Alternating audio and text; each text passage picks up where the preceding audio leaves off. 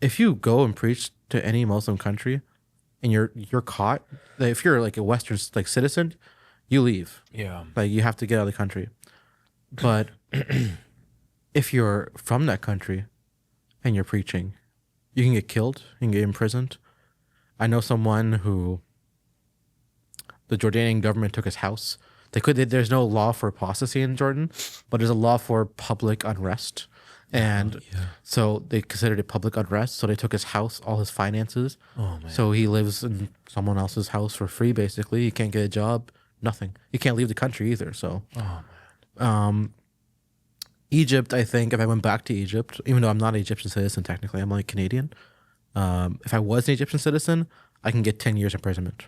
If you were to go back. And they knew I was preaching Christianity. That law has never been like refined or changed. It's still there. And of course, there's like Saudi Arabia and Iran where the penalty is death. I think it's around 12 Muslim countries that there's some type of penalty for conversion. Because Muhammad literally says, like a quote from Muhammad directly, Man taraqa dinu aqtalu. Whoever leaves his religion, kill him. That's it. There's no ifs, ands, or buts.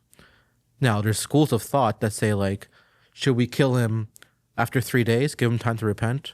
Maybe 3 weeks. But there's the rule is kill him. But even Muslim countries today, like, are realizing they can't just go around killing people because of, like, I don't know, the rest of the world would not let this happen. So, like, Egypt has, like, 10 years. Jordan's, like, public unrest, stuff like that. Yeah. So, yeah. So, the Muslim world has a lot of Christians hiding. I would say for every...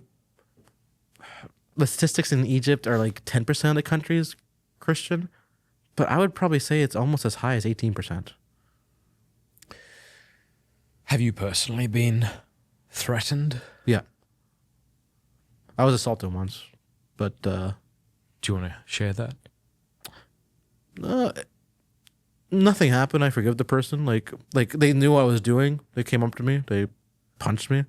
And eventually I just told them I forgive them. And then that was it. I could have took legal charge to them. And I don't want to say who it is. Yeah. Because they might come to Christ one day. Yeah. And I want that to be part of their journey. But I've gotten death threats online, like a lot. Over Instagram or? Instagram, YouTube. I got an email once, so it was really interesting. But I don't know how they got my email. But besides that, like, no, in person, people seem to be okay most of the time. Because you can't really do much in the Western world.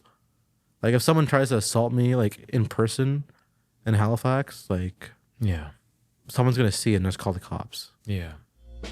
So, look at me in the eyeballs. This is the last month you can get this Pints with Aquinas beer stein for free.